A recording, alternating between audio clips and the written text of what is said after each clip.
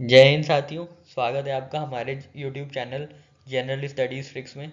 दोस्तों आज हम लोग 20 और 21 दिसंबर की करंट अफेयर्स ट्रिक्स और टिप्स की मदद से इफेक्टिवली एनालाइज करेंगे और आराम से याद भी करेंगे ताकि आपको कोई कन्फ्यूजन ना हो एग्ज़ाम में और आप पूरे नंबर गेन करें एग्ज़ाम में। ठीक है, चलिए आगे बढ़ते हैं और अपनी पहली न्यूज़ देखते हैं। पहली न्यूज़ है दोस्तों, इंडिया ने लॉन्च किया है ग्रुप ऑफ फ्रेंड्स इनिशिएटिव। किस लिए लॉन्च किया है? To promote accountability for crimes against peacekeepers. Peacekeepers दोस्तों कौन है होते हैं? जो यूनाइटेड नेशंस की एक फोर्स होती है, United Nations peace keeping force जिसको कहते हैं, वो अलग अलग देशों में इन्वॉल्व होती है ताकि वहाँ पे ज़्यादा कॉन्फ्लिक्ट्स ना हो और हो तो उसे मैनेज किया जा सके। ठीक है, तो यूनाइटेड नेशंस की अपनी एक आर्मी होती है, कह सकते हैं अपनी एक मिलिट्री विंग होती है जिसको हम लोग United Nations peace keeping force के नाम से जानते हैं। तो इनका मेन काम क्या होता है? पीस को कायम रखना, पीस और प्रॉस्पेरिटी को कायम रखना इनका काम होता है। ठीक है, तो इनका नाम होता है ये कहलाते हैं पीस कीपर्स। ठीक है, तो उन्हीं के खिलाफ भी कई एट्रोसिटीज़ कमिट की जाती हैं, जैसे कहीं पे रवांडा में हुआ, लिबनान में हुआ, जहाँ पे ये सब पोस्टेड रहते हैं उनके खिलाफ भी कई क्राइम्स कमिट किए जाते हैं। तो उनकी सारी जो भी क्राइम्स करते हैं उनकी अकाउंटेबिलिटी के लिए इंडिया ने लॉन्च किया है ग्रुप ऑफ फ्रेंड्स। तो दोस्तों याद करने में बहुत ही आसानी होगी कि इंडिया हमेशा पीस की बात करता है, प्रोस्पेरिटी की बात करता है, मित्रता की बात करता है। तो इसलिए इंडिया ने लॉन्च किया है ग्रुप ऑफ फ्रेंड्स। तो देख लेते हैं आगे इसके बारे में और क्या न्यूज़ है।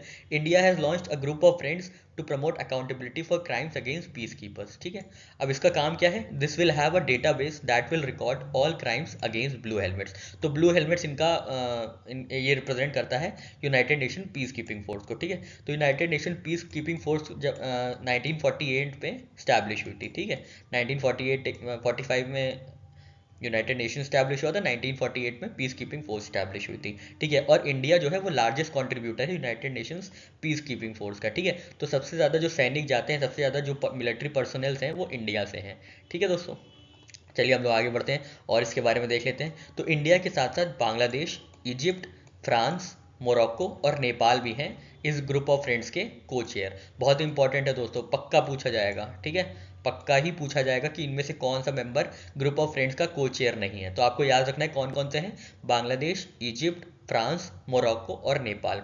तो दोस्तों हमेशा की तरह हम लोग यहाँ पे ट्रिक लगाएंगे ताकि हम लोग को कोई एग्जाम में कन्फ्यूजन ना हो और बहुत ही इफेक्टिव लर्निंग के साथ आप इस क्वेश्चन का आंसर दे सके वहाँ पे। ठीक है, तो आपने याद रखना है कि इंडिया तो है ही, बांग्लादेश है, तो बांग्ला से आपको याद रखना है बांग्ला। ठीक है, बांग्ला मतलब बंगला, वो जो घर वाला गाड़ी बंगला दे दे वाला ना, वो वाला बंगला आपको याद रखना है। ठीक है, इजिप्ट से आपको याद रखना है पीटी। ठीक है, एफ से याद रखना है आपको आपका फ्रेंड। ठीक है, एफ से फ्रांस से मतलब आपको याद रखना है फ्रेंड, एफ आर से फ्रेंड और एफ आर से फ्रांस। रुकिए एक मिनट, मैं इसको ज़रा सा हटा देता हूँ ताकि क्लियर हो जाए चीज़ें। यहाँ से मैं थोड़ा सा क्लियर कर देता हूँ ताकि आपको ट्रिक लगाने में आसानी हो। ठीक है, तो यहाँ पे मैंने क्लीन कर दिया है दोस्तों। आप लोग भी अपना जहाँ रहते हैं स्वच्छता मेंटेन किया करिए। ठीक है, ताकि अच्छे से वहाँ पे सरस्वती जी का निवास हो। तो यहाँ पे देखिए, यहाँ भी ये आ गया, ये बंगला आपको याद रखना है। यहाँ पे इनका पीटी याद रखना है। ठीक है, पीटी। यहाँ पे फ्रेंड्स, एफ आर से फ्रेंड, एफ आर से फ्रांस। यहाँ पे रोको याद रखना है, रोको मतलब मोरक्को, और नेपाल तो ऐसे ही नेपाल होगा। ठीक है, तो आपको याद रखना है कि इंडिया ने अपने फ्रेंड को रोका है। ठीक है, फ्रेंड को रोका है, फ्रेंड को रोका है नेपाल के बंगले में पीटी करने के लिए। ठीक है, इंडिया ने अपने फ्रेंड को रोका है, फ्रेंड मतलब फ्रांस, रोका है मतलब रोको मोरक्को, पीटी करना मतलब इजिप्ट, पीटी से इजिप्ट, नेपाल के बंगले में, नेपाल मतलब नेपाल और बांग्ला मतलब बांग्लादेश। ठीक है, बहुत ही आसानी से आपको याद हो गया होगा। आप एक जगह ये कहीं फ़ोन में अपने, एक आप फ़ोन में से ना अपने सेव्ड मैसेजेस बनाइए जहाँ पे आराम से ये ट्रिक लिख सकें, ताकि एंड में आपको बहुत आसानी होगी और आपको फिर से वीडियो नहीं देखना पड़ेगा। तो मुश्किल से 5-7 मिनट में आपको सारे क्वेश्चंस आपके रिवाइज हो जाएंगे। ठीक है, तो आपने याद रखना है कि पहले तो इंडिया ने लॉन्च किया है फ्रेंड्स, फिर इंडिया ने ही अपने फ्रेंड को, फ्रेंड मतलब फ्रांस को मना किया है, रोका है ना, रोका है बांग्ला में पीटी करने के लिए, नेपाल के बांग्ला में, नेपाल के बंगले में पीटी करने के लिए। नेपाल मतलब नेपाल, बांग्ला मतलब बांग्लादेश, पीटी मतलब इजिप्ट, फ्रेंड मतलब फ्रांस और रोका है मतलब मोरक्को। ठीक है, तो इन सबका मिला के ही को चेयर बना है, इन सबको मिला के ही ग्रुप ऑफ फ्रेंड्स बना है। ठीक है, तो ये दोस्तों ये न्यूज़ हो गई। चलिए हम लोग आगे बढ़ते हैं और अगली न्यूज़ देख लेते हैं। नेक्स्ट न्यूज़ है दोस्तों, इंदौर एक शहर है मध्य प्रदेश का जहाँ पे कंट्री का पहला इन्फेंट्री म्यूजियम बना है। ठीक है, साथियों ये एमपी का इंदौर है, जहाँ पे इन्फेंट्री म्यूजियम, पहला इंडिया का इन्फेंट्री म्यूजियम बना है और दूसरा है दुनिया का। तो दुनिया में पहला इन्फेंट्री म्यूजियम जो ऑलरेडी बिल्ट हो चुका है वो है यूनाइटेड स्टेट्स में, ठीक है, it has been built in America. तो इंडिया में पहला जो इन्फेंट्री म्यूजियम बना है वो है इंदौर में, ठीक है। तो दोस्तों आपको बहुत आसानी से याद हो जाएगा, अब म्यूजियम है तो वहाँ डोर भी होगा, डोर मतलब इंडोर, ठीक है। बहुत ही आसानी से देखिए आपको याद हो गया, इसमें कोई भी परेशानी आपको नहीं होनी चाहिए, ठीक है दोस्तों। चलिए हम लोग आगे बढ़ते हैं और अगली न्यूज़ देखते हैं। ये न्यूज़ काफ़ी इंपॉर्टेंट है दोस्तों, क्योंकि ये एग्रीकल्चर से रिलेटेड है, तो इसलिए ये काफ़ी इंपॉर्टेंट होल्ड करती है। तो देख लेते हैं न्यूज़ क्या है। तो मेघालय के जो किसान हैं वो सबसे ज़्यादा अर्न करते हैं सालाना, ठीक है। The farmers from Meghalaya have been earning the highest average daily income followed by Punjab and Haryana, ठीक है। पंजाब और हरियाणा बाद में आता है, सबसे पहले कौन आता है? मेघालय, ठीक है। और झारखंड, उड़ीसा और बंगाल है उनके किसान सबसे कम पैसा कमाते हैं। ये जो रिपोर्ट आई है, this revolution which comes as a part of government's reply on farmers income in Lok Sabha has put Meghalaya ahead of Punjab and Haryana in terms of average monthly income from farming, ठीक है। तो जो मेघालय का एक किसान 29,000 रुपये पर मंथ कमाता है, ठीक है, और पंजाब और हरियाणा का 26,000 और 22,000 रिस्पेक्टिवली, ठीक है। और सबसे कम कहाँ के किसान कमाते हैं? झारखंड, उड़ीसा और बंगाल के। तो दोस्तों आपको याद रखना है कि सबसे ज़्यादा जो किसान कमाता है वो है मेघालय का। तो आपको कैसे याद रखना है दोस्तों? मेघ आप जानते हैं ना, मेघ, मेघ मतलब बादल। तो दोस्तों बादल मतलब जहाँ बारिश अच्छी होगी वहीं पे फसल अच्छी होगी, वहीं पे क्रॉप्स अच्छी होंगी, तो इसीलिए वहाँ पे किसान ज़्यादा अच्छे से कमाई कर पाएंगे। ये दोस्तों एक ट्रिक है, हम लोग ऐसे यूज़ कर सकते हैं, ठीक है। तो मेघ, मेघ मतलब मेघ हेल्प करता है फार्मिंग में, इसलिए मेघालय में सबसे ज़्यादा फार्मर्स अर्न करते हैं, फार्मर सबसे ज़्यादा मेघालय में अर्न करते हैं पर मंथ। और उसका क्वांटम क्या है दोस्तों? उसका क्वांटम है 29,000 पर मंथ, ठीक है। चलिए हम लोग आगे बढ़ते हैं और नेक्स्ट न्यूज़ देख लेते हैं। नेक्स्ट न्यूज़ दोस्तों एनवायरनमेंट और इकोलॉजी से रिलेटेड है, तो काफ़ी इंपॉर्टेंट हो जाती है, क्योंकि यूनाइटेड नेशंस का जो बायोडाइवर्सिटी कॉन्फ्रेंस COP15 है वो अभी कंक्लूड हुआ है। कहाँ पे? मॉन्ट्रियल, कनाडा में, ठीक है।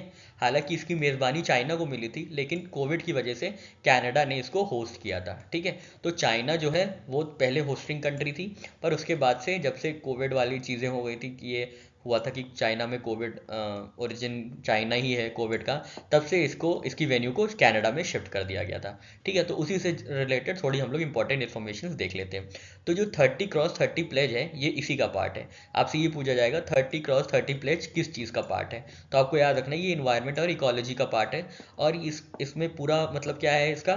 30x30 pledge is the central pillar to the agreement countries agreeing to protect 30% of land and water by 2030, ठीक है। तो 30% of land and water by 2030 protect करना है, इसीलिए 30x30 प्लेज ली गई है, ठीक है। तो देखिए आगे क्या न्यूज़ है। China presided over the meeting alongside host country Canada which stepped in at last minute due to COVID restrictions in China, ठीक है। तो आपको याद रखना है कि जो United Nations biodiversity conference COP15 हुई है वो एक्चुअली होस्ट करना था चाइना को, पर होस्ट किया है कनाडा ने, ठीक है। तो ये बहुत इंपॉर्टेंट न्यूज़ है दोस्तों, ठीक है। आपको याद रखना है और कंफ्यूज नहीं होना है, मतलब होस्ट करने वाला था चाइना, चाइना ने होस्ट करना था, पर कोविड की वजह से कनाडा को होस्ट करना पड़ा, तो कनाडा ही असली होस्ट माना जाएगा ना। प्रेसिडेंसी चाइना की होगी पर होस्टिंग कनाडा की होगी, ठीक है। Chaired by China and hosted by Canada, COP15 resulted in the adoption of Kunming Montreal global biodiversity framework on the last day of negotiations, ठीक है। तो आपको याद रखना है जो बायोडाइवर्सिटी है ना, बायोडाइवर्सिटी उसमें बी है, बी के आगे क्या आता है दोस्तों? सी। तो दोनों ही चीज़ सी हैं, सी, चेयरमैन भी सी, होस्टिंग भी सी, ठीक है।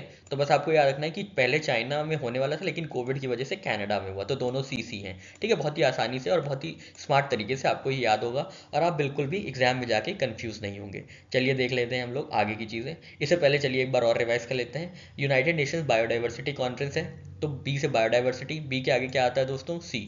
तो जो चेयरमैन है और होस्टिंग कंट्री है वो दोनों ही सी है। कौन कौन? होस्ट चेयरमैन है वो है चाइना, पर उन्होंने होस्ट नहीं किया, किसकी वजह से? कोविड की वजह से। तो कौन होस्ट किया?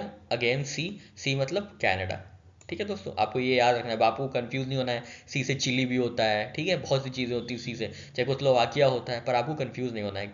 चाइना से गया है कनाडा, ठीक है दोस्तों। चलिए हम लोग आगे बढ़ते हैं और नेक्स्ट न्यूज़ देखते हैं।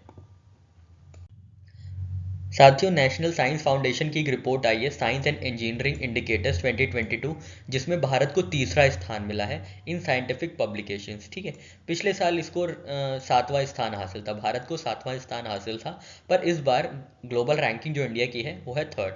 तो देख लेते हैं इसकी न्यूज़।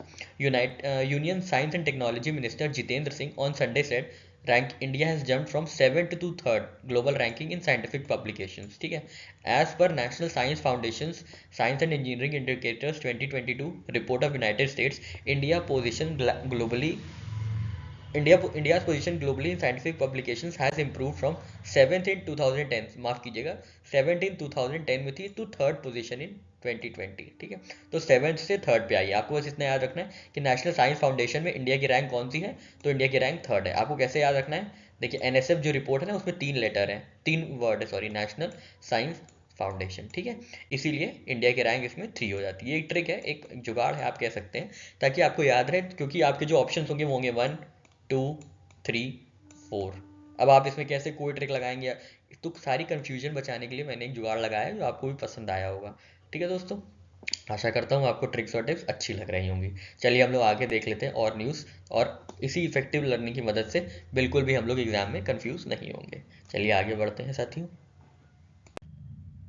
नेक्स्ट न्यूज़ दोस्तों इंटरनेशनल स्फीयर से है। तो आपको याद रखना है कि जो नाइजीरिया है और रवांडा है, ये जो एक अफ्रीकन कंट्रीज़ है, इन्होंने यूनाइटेड स्टेट्स का आर्टेमिस अकॉर्ड साइन किया है। ठीक है, आर्टेमिस अकॉर्ड में दोस्तों क्या होता है, peaceful exploration and use of outer space. तो आउटर स्पेस मतलब जो स्पेस है वहाँ पे जो गतिविधि हो वो पीसफुल पर्पस के लिए हो, वो किसी मिलिटराइज करने के लिए ना हो, किसी को टेरराइज करने के लिए ना हो, एक पीसफुल पर्पस के लिए यूज़ किया जाएगा आउटर स्पेस। इसी को आर्टेमिस रिकॉर्ड्स कहते हैं। तो इसी आर्टेमिस रिकॉर्ड्स में कौन कौन शामिल हो गया दोस्तों, नाइजीरिया और रवांडा। ठीक है, बस आपको याद रखना, रवांडा और नाइजीरिया ने साइन किया है आर्टेमिस रिकॉर्ड्स। हम लोग न्यूज़ देख लेते हैं क्या है। At the first ever US Africa space forum, Nigeria and Rwanda became the first African nations to sign Artemis records. Participants in the forum, which was part of United States Africa Leaders Summit, discussed how to further share goals through peaceful exploration and use of outer space। ठीक है दोस्तों, तो आपने मुझे comment section में बताना है Nigeria की कैपिटल क्या है और रवांडा की कैपिटल क्या है। ठीक है, अब दोस्तों आपको याद रखना है ये आउटर स्पेस में है ना, आउटर आर्टेमिस रिकॉर्ड से वो आउटर स्पेस की बात कर रहे हैं। तो आउटर स्पेस में रवानगी की बात कर रहे हैं कि रवानगी, RWA, रवानी की बात कर रहे हैं। ठीक है, आउटर स्पेस में रवानी की, रवानी मतलब चले जाना, रवानी है। ठीक है, तो आउटर स्पेस में रवानी की बात कर रहा है। रवानी मतलब RWA से दोस्तों रवांडा और NI से नाइजीरिया। ठीक है, आशा करता हूँ आपको ये ट्रिक अच्छी लग रही होगी। दोस्तों ये सारी ट्रिक्स इसलिए बनाई गई हैं ताकि एग्जाम में कोई कन्फ्यूजन ना हो, क्योंकि एग्जाम में कन्फ्यूजन होती हैं तो हमारे पर प्रेशर और बढ़ता है, प्रेशर और बढ़ता है तो हमें जो आता भी है हम वो भी भूल जाते हैं या जल्दी जल्दी में गलत कराते हैं। तो इन सब चीज़ों से एग्जाम प्रेशर में आपको कूल एंड काम एंड कंपोज रखने के लिए सारी चीज़ें की जा रही हैं। ठीक है दोस्तों, तो आपको याद रखना है जो आर्टेमिस रिकॉर्ड्स है वो तो आपको याद ही होगा आउटर स्पेस में। तो अब आउटर स्पेस में रवानी है, आपको याद रखना है रवानी मतलब RWA मतलब रवांडा और NI मतलब नाइजीरिया। ठीक है दोस्तों, बहुत ही आसान सी ट्रिक है और बहुत ही आपको एक दो बार में ही याद हो जाएगी, आपको ज़्यादा इसमें एफर्ट करने की ज़रूरत नहीं है, क्योंकि मेरा थंबनेल ही है मिनिमम एफर्ट और मैक्सिमम आउटपुट। ठीक है, तो यही मेरा एक मोटो है, इसी पे आधारित मेरा सारा काम हो रहा है। चलिए आगे बढ़ते हैं और अगली न्यूज़ देख लेते हैं। नेक्स्ट न्यूज़ है दोस्तों, पेटीएम और HDFC ऑर्गो ने लॉन्च किया है Paytm protect to ensure your mobile transaction. तो दोस्तों आजकल डिजिटल ट्रांजैक्शन बहुत तेज़ी से बढ़ रहे हैं, बहुत तेज़ी से चलन में आ गए हैं। छोटे छोटे रेडी पे भी आपको आराम से मिल जाएंगे वो QR कोड्स, क्योंकि डिजिटल ट्रांजैक्शन बहुत मोमेंटम गेन कर चुका है। ठीक है, तो उसी मोमेंटम को बचाए रखने के लिए और सेफ रखने के लिए पेटीएम ने और HDFC ने मिलकर पेटीएम प्रोटेक्ट को लॉन्च किया है। ठीक है, तो पेटीएम जो है in association with HDFC Ergo General Insurance to ensure transaction made through UPI across all apps and wallets। ठीक है, with this new insurance offering which comes at a cost of as low as 30 per annum, users can now secure themselves against mobile fraudulent transactions up to ₹10,000। ठीक है, तो आप 30 रुपये देके 10,000 तक का अपना जो फ्रॉडुलेंट कोई ट्रांजैक्शन हुआ है आपके में से, तो आपको वो रीइम्बर्स कर दिया जाएगा। ठीक है दोस्तों, बस 30 रुपये, जैसे इंश्योरेंस काम करती है ना, वैसे ये भी एक डिजिटल इंश्योरेंस आप कह सकते हैं अपने मोबाइल के पेमेंट का। ठीक है, तो आपको याद रखना है कि HD में पे करना है। ठीक है, HD वीडियो देखेंगे तभी पे कर पाएंगे ना, HD में ही पे कर पाएंगे। ठीक है, बस आपको ये याद रखना है, यही दोनों मिलके पेमेंट प्रोटेक्ट बनाए हैं। ठीक है, बहुत ही आसान सा है, इसमें ज़्यादा कुछ और दिमाग नहीं लगाना है। मैं अपने आपसे ये नहीं पूछेंगे कितना प्रीमियम आपको भरना है, कितनी ट्रांजैक्शंस क्या है, ये सब कुछ नहीं। बस आपसे यही पूछेंगे किसने मिलके पेटीएम के साथ पेमेंट प्रोटेक्ट बनाया। तो आपने याद रखना है कि एच डी में ही पे करना है। ठीक है, तभी प्रोटेक्शन मिलेगी। एच डी वीडियोज़ को पे करेंगे तभी आपको प्रोटेक्शन मिलेगी। आपको ऐसे ही याद करना है। ठीक है, बहुत ही आसान सा है। चलिए हम लोग आगे बढ़ते हैं और अगली न्यूज़ देख लेते हैं। नेक्स्ट न्यूज़ है दोस्तों, बंधन बैंक जो है उन्होंने एमओयू साइन किया है with defence ministry to extend services to defence pensioners. तो डिफेंस के जो पेंशनर्स हैं उनको सर्विसेज देने के लिए बंधन बैंक ने अपना एमओयू है वो एक्सटेंड कर दिया है। ठीक है, तो यही न्यूज़ है, इसमें और कुछ नहीं है। तो ये Bandhan bank has signed a memorandum of agreement with controller general of defence accounts, ministry of defence, for extend banking services to the defence pensioners and their families through 557 branches. बस आपको इतना ही याद रखना है। ठीक है, और ये भी याद रखना है, ये जो डिफेंस पेंशनर्स को जो सर्विसेज मिलती है वो under system for pension administration Raksha, Sparsh. ठीक है, आपको ये याद रखना है कि स्पर्श किससे एसोसिएटेड है। तो आपको याद रखना है डिफेंस पर्सनल से एसोसिएटेड है या डिफेंस की पेंशनर्स से एसोसिएटेड है।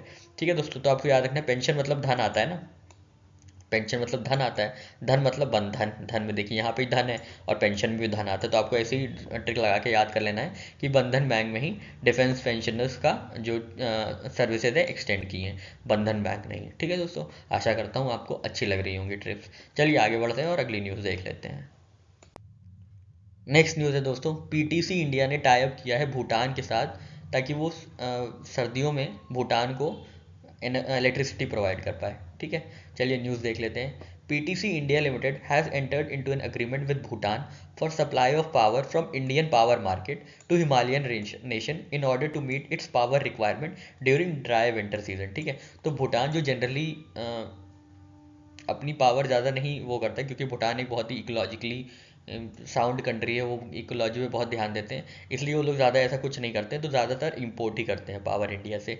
ठीक है, तो इसीलिए पीटीसी इंडिया ने कोशिश की है या टाइप किया है भूटान को इलेक्ट्रिसिटी एक्सपोर्ट करने के लिए। कितनी? 600 मेगावाट ड्यूरिंग विंटर। ठीक है, तो designated authority for cross border power trading has accorded an approval for import of power bye Bhutan.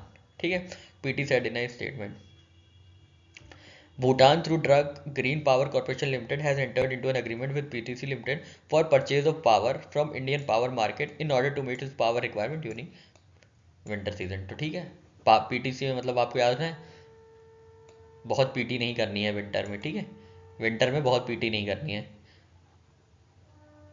ठीक है, बस आपको इतना याद है, पीटी और भूटान के बीच इलेक्ट्रिसिटी के लिए एक्सपोर्ट ऑफ इलेक्ट्रिसिटी के लिए एक टाई अप हुआ है। ठीक है, तो पीटी नहीं करनी है बहुत। बहुत मतलब भूटान, BHUT हम लोग लिखते हैं ना बहुत, BHT या BHUT, तो BHUT से मतलब भूटान। ठीक है, ऐसे ही आपको ट्रिक लगा के याद कर लेना है। ठीक है, चलिए हम लोग आगे बढ़ते हैं और अगली न्यूज़ देखते हैं। नेक्स्ट न्यूज़ है दोस्तों अपॉइंटमेंट से रिलेटेड। तो सीनियर न्यूक्लियर साइंटिस्ट जो हैं दिनेश कुमार शुक्ला जी, उन्हें अपॉइंट किया गया है as chairperson of atomic energy regulatory board. कितने सालों के लिए? 3 सालों के लिए।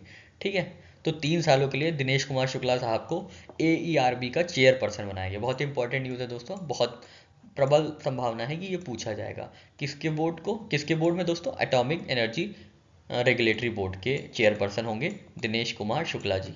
ठीक है, अब इन्होंने किसको सक्सीड किया है दोस्तों? नागेश्वर राव को। ये भी याद रखना है आपको, इसमें 3 डायमेंशन पूछे जा सकते हैं। सबसे पहले तो दोस्तों यही पूछेंगे कि AERB के कौन से नए चेयरपर्सन है, तो आपको याद रखना है वो कौन है? दिनेश कुमार शुक्ला हैं। ठीक है, दिनेश कुमार शुक्ला जी हैं।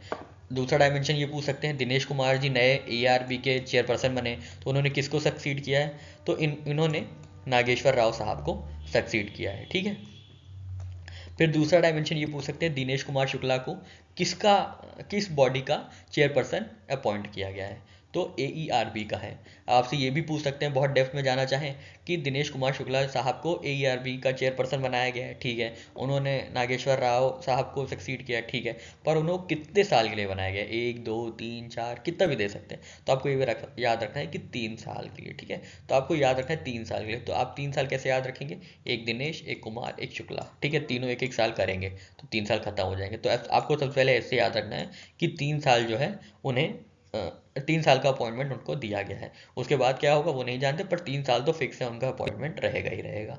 ठीक है, अब आपको याद रखना है कि दिनेश कुमार शुक्ला साहब को कैसे याद रखना है आपको याद रखना है डाइन एट राव, ठीक है, डाइन एट राव, ये आपको याद रखना है। इसी से सारे डायमेंशन कवर हो जाएंगे। डाइन मतलब दोस्तों दिनेश, दिनेश आपको याद रखना है दिनेश, डाइन से दिनेश, एड मतलब एटॉमिक, ताकि आपको ये याद रहे कि किस किस बॉडी के ये चेयरपर्सन बने हैं, और राव मतलब नागेश्वर राव, किसको सक्सीड किया है इन्होंने। ठीक है दोस्तों, तो डाइन एट राव तीनों डायमेंशन को आप क्वेश्चन के तीनों डायमेंशन को कवर कर लिया है, बहुत ही आसानी से कवर हो गए आपके तीनों डायमेंशन। अब इससे बाहर आपसे कुछ नहीं पूछेगा, ठीक है, इससे बाहर ये नहीं पूछेगा कि शुक्ला साहब कौन सी यूनिवर्सिटी से पढ़े हैं या किस कैंटीन में समोसा चाय खाएं, ऐसा करके कुछ नहीं पूछेगा। बहुत ही रेलेवेंट चीज़ें पूछता है दोस्तों एग्जाम में, ठीक है। तो बस आपको याद रखना है डाइन एट राव, डाइन मतलब दिनेश कुमार शुक्ला साहब, एट मतलब एटॉमिक एनर्जी रेगुलेटरी बोर्ड, और राव मतलब उन्होंने सक्सीड किया है नागेश्वर राव साहब को। और पूछेगा कि कितने टाइम के लिए अपॉइंटमेंट हुआ है, तो आपको याद रखना है दिनेश कुमार शुक्ला 3 वर्ड्स है अपने में, तो 3 साल के लिए अपॉइंटमेंट मिला है। आशा करता हूँ दोस्तों ट्रिक आपको अच्छी लगी होगी। चलिए हम लोग आगे बढ़ते हैं और नेक्स्ट न्यूज़ देख लेते हैं। नेक्स्ट न्यूज़ है दोस्तों, नॉर्थ कोरिया है जो कि एक रोक कंट्री मानी जाती है, उन्होंने लॉन्च किया है अपना, लॉन्च करेंगे वो 2023 में स्पाई सैटेलाइट, ठीक है, स्पाई सैटेलाइट ये लोग लॉन्च करेंगे। तो देख लेते हैं, North Korea plans to launch a spy satellite into orbit by April 2023, ठीक है। बस आपको इतना ही याद रखना है कि अप्रैल 2023 में north Korea spy satellite launch करेगा। तो आपसे बस यही पूछेगा कि किस कंट्री ने ये वो अनाउंस किया है कि वो स्पाई सैटेलाइट लॉन्च करेगा। तो आपको याद रखना है कौन सी है वो कंट्री, नॉर्थ कोरिया। तो आपको बस याद रखना है कि रिया को स्पाई करना है, ठीक है, या रिया स्पाई है, आपको याद रखना है, ठीक है। रिया स्पाई, अब हो सकता है साउथ कोरिया भी दिया हो, पर आपको याद रखना है ये नॉर्थ कोरिया की बात हो रही है, क्योंकि नॉर्थ कोरिया काफ़ी बेलिजरेंट किस्म की कंट्री है। बेलिजरेंट मतलब बहुत ही उत्सुक रहती है लड़ाई झगड़ा करने में, मिसाइल टेस्टिंग्स करने में, न्यूक्लियर वेपन्स टेस्ट करने में, काफ़ी बेलिजरेंट कंट्री है। साउथ कोरिया बेचारी पीसफुल कंट्री है, छोटी सी कंट्री है, प्यारी सी, बीटीएस वहाँ के आप जानते होंगे, बीटीएस, ठीक है, तो वहाँ की कंट्री है, तो वो बहुत शांत है। पर नॉर्थ कोरिया वाले थोड़े से बेलिजरेंट हैं साहब, जो किम योंग यूंग हैं साहब वहाँ के, तो वो काफ़ी बेलिजरेंट है, तो उन्होंने स्पाई सैटेलाइट लॉन्च किया है। तो आपको याद रखना है रिया स्पाई है, ठीक है, रिया स्पाई, REA मतलब कोरिया, ठीक है, कोरिया, रिया, रिया स्पाई है, ठीक है। यहाँ रिया चक्रवर्ती की बात नहीं हो रही है, रिया ऐसी कोरिया की बात हो रही है, ठीक है, रिया, रिया स्पाई करती है, आप याद रख सकते हैं, स्पाई मतलब स्पाई सैटेलाइट, ठीक है। चलिए हम लोग आगे बढ़ते हैं और दूसरी न्यूज़ देख लेते हैं। नेक्स्ट न्यूज़ है दोस्तों, बहुत ही प्राउड मोमेंट है इंडिया के लिए, इंडिया ने T20 वर्ल्ड कप जीत लिया है ब्लाइंड वालों का, ठीक है। ब्लाइंड टीम के जो ब्लाइंड टीम है जो इंडिया की 2020, उन्होंने वर्ल्ड कप जीत लिया है, बहुत बड़ी बात है दोस्तों। यहाँ अपने जिनके पास आँख है सब कुछ है वो तो जीत नहीं पा रहे हैं, ऐसा डिसमल परफॉर्मेंस देते हैं, तो ये बहुत बहुत बड़ी अचीवमेंट है इंडिया के लिए। आपको भले ही एक न्यूज़ लग रही होगी पर अपने आप में बहुत अचीवमेंट है, ठीक है। और इसी के साथ मैंने एक न्यूज़ और पढ़ी थी दोस्तों, कि इन लोगों को बेचारों को कोई सपोर्ट भी नहीं करता है, मतलब बहुत ही जो फाइनेंशियल फंडिंग, जो भी फंडिंग्स है वो इनको इतनी नहीं मिलती है, कोई ब्रांडिंग नहीं मिलती है, ज़्यादा इन पर ध्यान नहीं दिया जाता है। तो इन्होंने अपील भी की थी जीतने के बाद कि हमारी फंडिंग पे, हमारे जो रख रखाव है, हमारी मेंटेनेंस पे ध्यान दिया जाए, ठीक है दोस्तों। तो आपको याद रखना है कि इंडिया ने ब्लाइंड वर्ल्ड कप जीता है, 2020 world cup for blind India ने जीता है, बहुत बहुत तारीफ़ काबिल की बात है, काबिल तारीफ बात है, सॉरी, ठीक है। तो इसके बारे में और डायमेंशन देख लेते हैं दोस्तों। कहाँ हुआ था ये, चिन्ना स्वामी स्टेडियम इन बैंगलोर में हुआ था, ठीक है, बैंगलोर में चिन्ना स्वामी स्टेडियम में हुआ था। और किसको हरा के जीता है, बांग्लादेश को, ठीक है। आपको याद रखना है बी के बाद सारी चीज़ें बी से ही हैं यहाँ पे, बी से ब्लाइंड है, बी से बेंगलुरु है, और बी से बांग्लादेश को हराया है, ठीक है। बहुत बड़ी बात है दोस्तों, बहुत बहुत अच्छी बात है, ठीक है। तो आपको याद रखना है जो ब्लाइंड का 2020 वर्ल्ड कप हुआ तो कहाँ हुआ था, बी से बैंगलोर, और किसको हराया था, बी से भी बांग्लादेश, ठीक है। तो 3B की बात हो रही है, ठीक है, बी से ब्लाइंड वाला वर्ल्ड कप, बी से बैंगलोर, और बी से बांग्लादेश, ठीक है। 3 बार इंडिया ने जीता है दोस्तों लगातार, वाह। अब हम ही लोग हैं, हम लोग देखते ही नहीं है, हम लोग इनको सपोर्ट ही नहीं करता, हम लोग व्यूअर्स ज़्यादा होंगे तो एडवर्टीजमेंट ज़्यादा मिलेंगे, स्पॉन्सर्स ज़्यादा होंगे, पर हम लोग तो वही देखना चाहते हैं जहाँ कैच छोड़ती है, कुछ होता है, हार जाती है, वही देखना पसंद करते हैं। तो हम लोग को अपने थोड़ा सा पॉइंट ऑफ व्यू में चेंज लाना पड़ेगा, हम लोग को हॉकी को देखना पड़ेगा, विमेंस टीम को देखना पड़ेगा, 2020 ब्लाइंड वर्ल्ड कप को देखना पड़ेगा, बैडमिंटन को देखना पड़ेगा, ठीक है। हम लोग वो भी देखें जो मेन स्ट्रीम क्रिकेट है वो भी देखना है, पर हम लोग को इन लोग को भी सपोर्ट करना है ना दोस्तों। तो कोशिश करिएगा टाइम निकाल के इन लोग को भी देखिएगा, फुटबॉल मैच देखिएगा। सुनील छेत्री साहब को देखिएगा, बहुत बढ़िया फुटबॉलर हैं। ठीक है, 3rd नंबर पे आते हैं हाईएस्ट रैंकिंग गोल्स में, 3rd या 2nd पे। ठीक है, आफ्टर रोनाल्डो शायद थे पहले, अभी नहीं पता है मुझे लेटेस्ट रैंकिंग। तो देखिए ये सब भी बहुत टैलेंटेड प्लेयर्स हैं। ठीक है, तो आपको ध्यान रखना है। एक बार हम लोग फिर से रिवाइज कर लेते हैं। तो जो 2020 वर्ल्ड कप है ब्लाइंड्स का, वो इंडिया ने जीता है। कहाँ हुआ है वो भी बी से याद होना चाहिए आपको, बेंगलुरु। किसको हराया है? B, again B, Bangladesh. ठीक है, बस यही 3 डायमेंशन है इसके। चलिए आगे बढ़ते हैं और अगली न्यूज़ देखते हैं। नेक्स्ट न्यूज़ है दोस्तों, उत्तर प्रदेश गवर्नमेंट ने साइन किया है MOU with Austin university to set up Austin smart city of college in state. ठीक है, तो उत्तर प्रदेश गवर्नमेंट ने साइन किया है agreement US based Austin university है। ठीक है, ऑस्टिन यूनिवर्सिटी है for construction of smart city of knowledge in the state. तो आपको याद रखना है स्मार्ट सिटी ऑफ नॉलेज कहाँ बन रही है? यूपी में। किसकी मदद से? ऑस्टिन की मदद से। ठीक है, बस आपको इतना याद रखना है। तो आपको याद रखना है कि आप तभी उत्तर दे पाएंगे जब आपके पास नॉलेज होगी, मतलब स्मार्ट नॉलेज होगी। ठीक है, स्मार्ट नॉलेज मतलब स्मार्ट सिटी ऑफ नॉलेज। वो कहाँ बन रही है? उत्तर प्रदेश में। आपको याद रखना है, उत्तराखंड नहीं, उत्तर प्रदेश। ठीक है, और ये किसकी मदद से बन रही है दोस्तों? टिन की मदद से। टिन मतलब ऑस्टिन यूनिवर्सिटी। बस इतना सा डायमेंशन है, इसके आगे आपको और कुछ नहीं याद रखना है। तो चलिए दोस्तों हम लोग आगे बढ़ते हैं और नेक्स्ट न्यूज़ देख लेते हैं अपनी। नेक्स्ट न्यूज़ है दोस्तों, 20 दिसंबर को international human solidarity day celebrate किया जाता है। ठीक है, तो international human solidarity day is observed on 20th December every year. The day was introduced by United Nations General Assembly. Its main aim was to develop our movement and to show care for concern for justice. See, ठीक है, तो बस आपको इतना याद रखना है कि 20 दिसंबर को ह्यूमन सॉलिडारिटी डे सेलिब्रेट किया जाता है। ठीक है, इस बार इसमें कोई थीम वीम नहीं है, तो आपको ज़्यादा स्ट्रेस नहीं लेना है। आपको बस एक बार दिमाग में देख लेना है कि 20 दिसंबर को ह्यूमन सॉलिडारिटी डे सेलिब्रेट किया जाता है। ठीक है, ज़्यादा स्ट्रेस आउट नहीं होना है regarding dates and their days. ठीक है, ये बहुत ही मिनिमम चीज़ है जो आपको इसमें मिनिमम अटेंशन पे करना है इस वाले क्वेश्चन से रिलेटेड। ठीक है, क्योंकि इसमें आपको कुछ भी कर लेंगे, 365 दिन होते हैं साल में। हर साल, साल के हर दिन में कभी कभी 2-2 3-3 चीज़ें, 4-4 चीज़ें मनाई जाती है, तो कहाँ तक आप याद रखेंगे? ठीक है, तो बेहतर है इसको बस एक नज़र से देख लीजिए, वहाँ पर लग जाए तुक्का तो लग जाए, नहीं तो इस एग्जाम इस क्वेश्चन को मत ही छिड़िए। ठीक है, चलिए आगे बढ़ते हैं और नेक्स्ट न्यूज़ देखते हैं। नेक्स्ट न्यूज़ है दोस्तों, अबिगेल कावानकोआ जो लास्ट हवाईयन प्रिंसेस थी, उनकी डेथ हो गई है एट एज 96। ठीक है, बहुत इंपॉर्टेंट है क्योंकि ये हवाई की लास्ट प्रिंसेस थी। अभी जो एक्चुअली प्रिंस या प्रिंसेस कहीं की एक्सपायर हो रही हैं, वो शायद ऑलमोस्ट लास्ट हैं अपनी इस लिनिएज की, तो इसलिए ये इंपॉर्टेंट हो जाता है। ठीक है दोस्तों, तो आपको याद रखना है ये हवाईयन प्रिंसेस थी, अबिगेल कावानकोआ। ठीक है, she was a symbol of Hawaiian national identity that endured after kingdom was overthrown by American businessmen in 1893. ठीक है, Abigail Kinokoi Kulakai Kawankoa, a Hawaiian princess whose lineage included the royal family that once ruled the islands, and an Irish businessman who became one of the largest हवाई largest business owners. ठीक है, तो बस आपको ये याद रखना है। तो होनोलुलु कैपिटल है हवाई की। ठीक है, होनोलुलु कैपिटल है हवाई की, बस आपको इतना याद रखना है। आपको ऐसे याद रखना है, अभी हवाइयाँ उड़ जाएंगी। ठीक है, अभी हवाइयाँ उड़ जाएंगी। अभी मतलब अबिगेल, हवाइयाँ मतलब हवाइन। ठीक है, हवाइन की कैपिटल एच से ही है, होनोलुलु। ठीक है, या तो आप ऐसे याद कर सकते हैं, अगर सारा डायमेंशन आपको याद रखना है, अभी हवाइयाँ उड़ जाएंगी होनोलुलु में। ठीक है, होनोलुलु में हवाइयाँ उड़ जाएंगी। ठीक है, अभी मतलब अबिगेल कावानकोआ ये लास्ट प्रिंसेस है, कहाँ की? हवाईयन की। हवाईयन मतलब हवाइयाँ उड़ जाएंगी, हवाईयन प्रिंसेस। ठीक है, बस इतना ही डायमेंशन याद करना है, उससे आगे आपसे कुछ नहीं पूछेगा। चलिए आगे बढ़ते हैं दोस्तों और अगली न्यूज़ देख लेते हैं। नेक्स्ट न्यूज़ है दोस्तों, हमारे जो स्टील मिनिस्टर हैं ज्योतिरादित्य सिंधिया साहब, उन्होंने कंट्री का पहला ग्रीन स्टील ब्रांड लॉन्च किया है। ठीक है, अब स्टील भी ग्रीन आएंगे, मतलब इकोलॉजिकली साउंड प्रिंसिपल से स्टील को मैन्युफैक्चर किया जाएगा। इसका ये मतलब नहीं कि आपको हरे कलर का स्टील मिलने लगेगा। जो स्टील को मैन्युफैक्चर करने में जो प्रोसेसेस होंगे वो काफ़ी एनवायरमेंटली ऑप्टिमाइज होंगे। यहाँ पे ग्रीन स्टील का मतलब ये है। ठीक है, तो न्यूज़ देख लेते हैं क्या है। Steel minister Jyotiraditya Scindia launched India's first green steel brand Kalyani Ferresta in New Delhi. ठीक है, the first of its kind steel has been manufactured by a Pune based steel company Kalyani group by using renewable energy resources leaving zero carbon footprints in environment.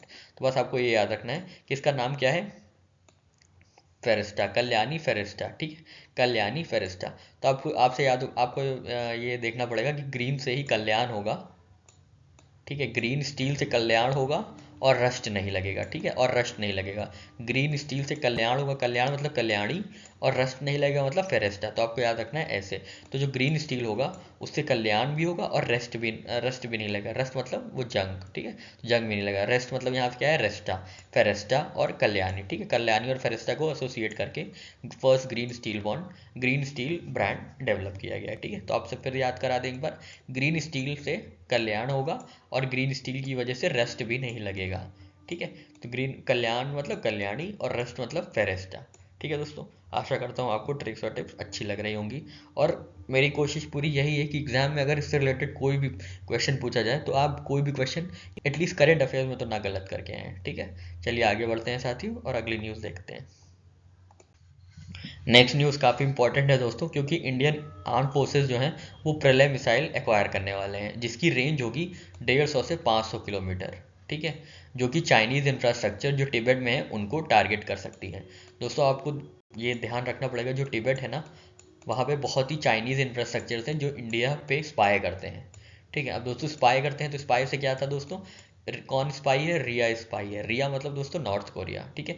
North Korea decide की है कि वो 2023 में spy satellite launch करेगी, ठीक है दोस्तों। ऐसे कर करके आपको इंटरलिंकिंग करके सारे अपने डायमेंशन रिवाइज कर लेने हैं विद इन 5 मिनट्स और 6 मिनट्स में, ठीक है। तो आप ऐसे स्ट्रैटेजिकली कोशिश कीजिए, जैसे आप ब्रश कर रहे हैं तो आपको कुछ याद आया तो आपने आराम से इंटरलिंक कर लिया।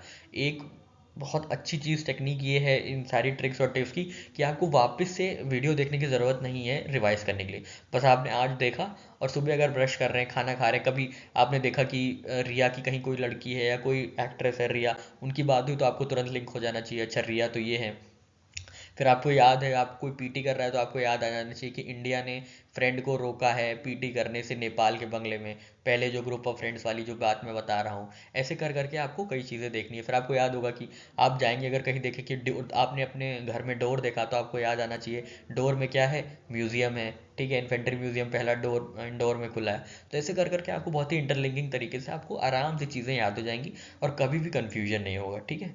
तो चलिए हम लोग इस बारे में भी बात कर लेते हैं। ये जो न्यूज़ है हमारे सामने, Indian arm forces to get Pralay missile which will target 150 to 500 kilometres Chinese infrastructure in Tibet, ठीक है। तो Indian arm forces are planning to acquire Pralay tactical ballistic missiles, ठीक है, which has a range of 150 to 500 kilometres. दोस्तों Tibet में ना बहुत ढेर सारे इंफ्रास्ट्रक्चर्स हैं जो कि इंडिया पे स्पाई करते हैं, इंडिया के सारे मूवमेंट्स पे स्पाई करते हैं तिब्बत। क्योंकि एक्चुअली तिब्बत है तो ऑटोनॉमस ही नाम की, तभी वहाँ से दलाई लामा साहब भी भाग आए थे ना। पर वहाँ पे जो एक्चुअल डी ज्योर रूलर हैं वो हैं, या डी फैक्टर रूलर कहें अगर, तो वो चाइना ही है, ठीक है। तो आगे इस बारे में पढ़ लेते हैं। The proposal for this acquisition is reportedly at an advance stage to be discuss in high level meeting, ठीक है। तो बस आपको ये याद रखना है कि जो प्रलय की रेंज है वो 150 से 500 किलोमीटर की रेंज है, ठीक है। 500 से 150 से 500 किलोमीटर तक की रेंज है प्रलय की, ठीक है। चलिए आगे बढ़ते हैं और नेक्स्ट न्यूज़ देख लेते हैं। नेक्स्ट न्यूज़ है दोस्तों, यूनाइटेड अरब एमिरेट्स जो यूएई कंट्री है वो होस्ट करेगी World Trade Organization ministerial conference. ये जो वर्ल्ड ट्रेड मिनिस्टीरियल कॉन्फ्रेंस होती है ये हर बार 2 साल के बाद होती है, ठीक है। 2 साल में एक बार होती है, ठीक है दोस्तों। तो आपको याद रखना है कौन इसको ऑर्गेनाइज करेगा, एई साहब। एई मतलब यूएई, एई मतलब वैसे तो असिस्टेंट इंजीनियर। तो आपको याद रखना है जो ट्रेड का काम करेंगे वो एई साहब ट्रेड का काम करेंगे, ठीक है। ट्रेड का काम कौन करेगा, ट्रेड मिनिस्टीरियल कॉन्फ्रेंस को ऑर्गेनाइज करेगा एई। एई कौन, यूएई, ठीक है। बहुत ही आसानी से आपको याद हो जाएगा। कब ऑर्गेनाइज होगी, फरवरी 2024 में, ठीक है। The ministerial conference is usually convened every 2 years. तो जो WTO की 12th ministerial conference was held in Geneva Switzerland from 12 to 7 June, ठीक है। It was originally meant to be held in Kazakhstan in 2020 but was postponed due to pandemic, ठीक है। तो आपको याद रखना है कजाकिस्तान में होनी थी पर पैंडमिक की वजह से वहाँ पे पोस्टपोन हो गया था। तो इस बार कौन ऑर्गेनाइज कराएगा 2024 में दोस्तों, यूएई, ठीक है। कौन ऑर्गेनाइज कराएगा, एई मतलब यूएई। क्या ऑर्गेनाइज कराएगा, World Trade Organization ministerial conference. ऐसे ही दोस्तों हम लोग ने अभी पीछे क्या याद किया था, बायोडाइवर्सिटी कॉन्फ्रेंस ना। बी के बाद क्या आता है, सी। सी मतलब चाइना इसका चेयरमैन था, और होस्ट कौन था, अगेन सी मतलब कनाडा, ठीक है। बहुत ही आसानी से देखिए दोनों चीज़ें हम लोग की, सारे डायमेंशन हम लोग इसके भी कवर हो गए, हम लोग ने पीछे जो पढ़ा था वो भी रिवाइज हो गया, ठीक है। चलिए हम लोग आगे बढ़ते हैं और नेक्स्ट न्यूज़ देख लेते हैं। नेक्स्ट न्यूज़ है दोस्तों, ministry of housing and urban affairs को प्लैटिनम आइकन अवार्ड मिला है डिजिटल इंडिया अवार्ड्स में। डिजिटल इंडिया अवार्ड्स में 2022 में ministry of housing and urban affairs को प्लैटिनम आइकन का अवार्ड मिला है। ठीक है, यहाँ पे टी होगा। ठीक है, the smart cities mission ministry of housing and urban affairs has one platinum icon in digital India awards for their initiative data smart cities empowering cities through data. ठीक है, तो स्मार्ट सिटीज मिशन जो है, smart city बनाने का जो mission है, उनको प्लैटिनम अवार्ड मिला है। ठीक है, तो आपको याद रखना है प्लैटिनम आइकन किसको मिला है, स्मार्ट सिटीज़ को। हर स्मार्ट सिटीज़ में नंबर है। ठीक है, आपको याद रखना है हर स्मार्ट सिटीज़ में नम है, नम मतलब नंबर, तो इसलिए स्मार्ट सिटीज़ को सारा अवार्ड मिला है डिजिटल इंडिया अवार्ड्स में। ठीक है, बहुत ही आसान सी चीज़ है और आपको बहुत ही आसान से आप वहाँ पे आइडेंटिफाई कर लेंगे ऑप्शंस में। ठीक है दोस्तों, बहुत लंबा वीडियो नहीं है, बस थोड़ी देर का, 2 स्लाइड और बची है, बस खत्म हो जाएगा। ठीक है, पेशेंस रखिए, बस 2 स्लाइड और बची है। चलिए आगे बढ़ते हैं और नेक्स्ट न्यूज़ देख लेते हैं। नेक्स्ट न्यूज़ है दोस्तों, प्रो कबड्डी लीग से रिलेटेड। यहाँ पे जयपुर पिंक ने पुनेरी पल्टन को हराकर ये चैंपियनशिप जीती है, प्रो कबड्डी लीग 9। ठीक है, ये जो जयपुर पिंक है ये अभिषेक बच्चन की टीम है। ठीक है, मतलब बता दें ऐसे ही।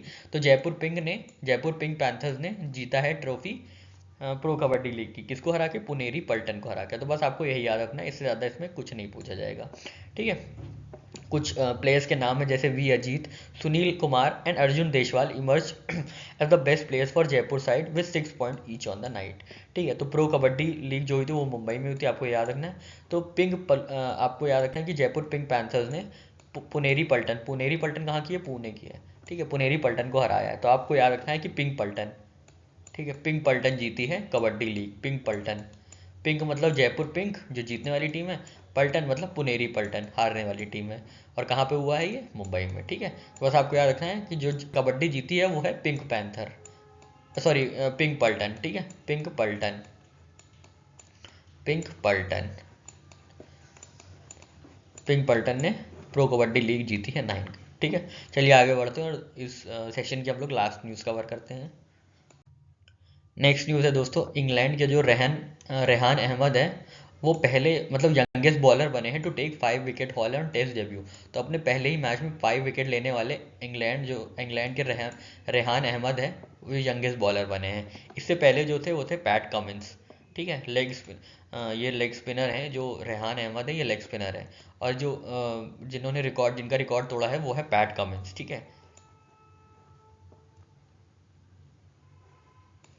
ये कराची टेस्ट में अभी कराची वर्सेस ये पाकिस्तान वर्सेस इंग्लैंड हो रहा है, वहीं पे उन्होंने 5 विकेट हॉल ली है। ठीक है, तो इंग्लैंड के कौन स्पिनर है, रेहान अहमद। ठीक है, आपको याद रखना है रेहान अहमद